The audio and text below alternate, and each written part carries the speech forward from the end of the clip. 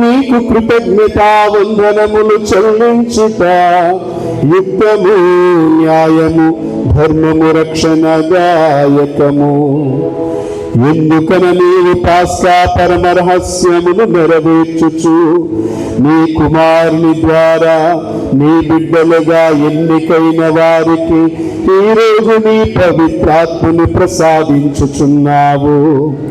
శ్రీ సభ ప్రారంభ దశలో ఈ పవిత్రాత్మ సమస్త ప్రజలకు దైవ జ్ఞానము నొసగి వివిధ భాషలను మాట్లాడు ప్రజలను ఐక్యపరచెను.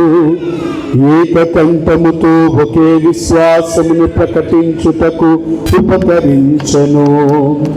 కావున పాశోచనానందముతో ప్రపంచమంతయు ఉప్పొంగుచున్నది. స్వర్గీయ శక్తులు దైవదూతల దళములు నీ మహిమను ప్రకటించుచు నీ వైభవమును నిరతము స్తుతించుట ఎట్లనగా